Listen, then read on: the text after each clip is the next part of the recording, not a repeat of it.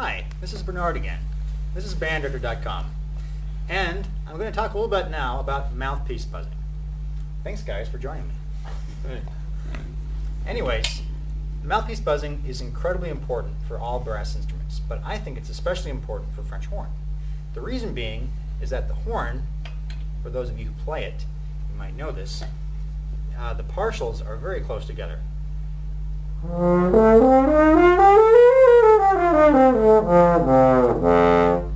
That's all on one fingering.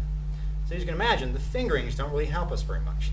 So we have to rely mostly on our face, our mind, the way we hear the pitch, and our air. Mouthpiece buzzing addresses all of these things. The most important aspect of mouthpiece buzzing is being able to hear the pitch while and before you're playing it. So, playing a melody, say,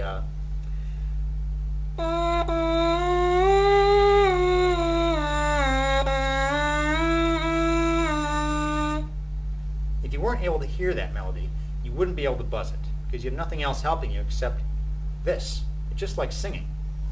So the better you can make your buzz, the more focused you can make each pitch, and the more you can actually extend the range of your buzz, the better your playing is going to become.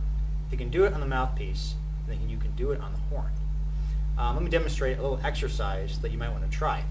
I also like to do free buzzing. That's without the mouthpiece. This again challenges us in the sense that it's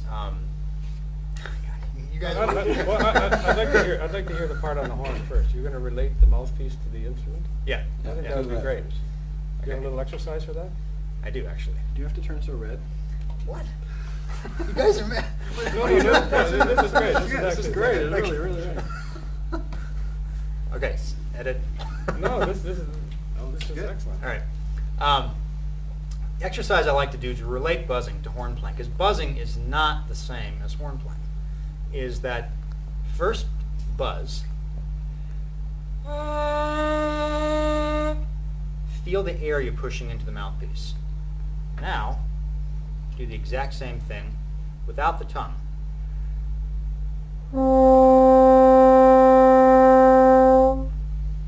Wasn't the same pitch, but it was the same feel. The simple act of just simply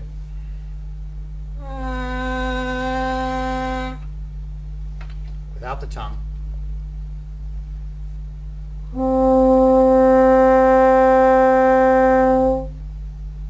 kind of relate the way it feels to buzz to the way it plays. Do this back and forth, notice the differences. There's a little different resistance in the horn. Keep that in mind. So when we buzz, when we practice buzzing, we really shouldn't do it for maybe 5 or 10 minutes at a time. It can actually tire us out quite a bit. Free buzzing, another important skill to be able to learn, further challenges us in the sense that we don't have anything to rely upon but just our face.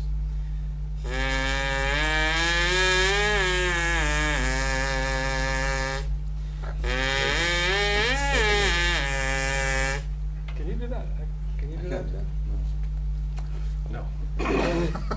I've never seen anybody who's able to do that.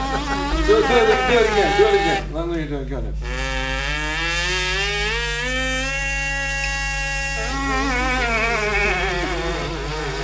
Maybe it's good, guys. It's pretty good, actually. Maybe it's a high brass thing, because I think for the low, but you can play really low. I can actually. Let's hear it. Yeah, I think that's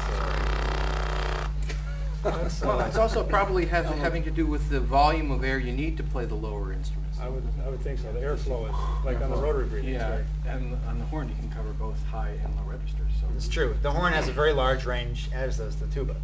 But I think both 4 octaves or more. And the trombone and trumpet too. No, they're more limited. No. I agree with Bernard. I do agree with Bernard on this issue. We stand by that pretty strongly, actually. So what's the advantage of free buzzing then? Free buzzing, I think it just forces you to be able to center on the pitch. It's not exactly like playing, but if you can do it, and you understand the differences between free buzzing and playing the horn, I think it can be very beneficial, especially if you're driving in the car. A really important thing that we haven't talked about with all of this is the air. Air, of course, being the primary vibrational force in brass playing. So by doing free buzzing, if you can buzz a scale, a melody, and everything's clear, everything's free, everything's open, it means your air is working very well. And so when I do this for my warm-up, it's more like, to me, I call it a reality check. Because if I can do it, then it means when I go to the horn, my air is working very well. I think it's something that many brass players struggle with, is the concept of getting the air into the instrument. So when you're buzzing and you have a big, buoyant, resonant buzz, it just simply means you're using your air very well. So you don't have to do it all the time, but when you get that quality, you know you're doing something right. Great. That's great.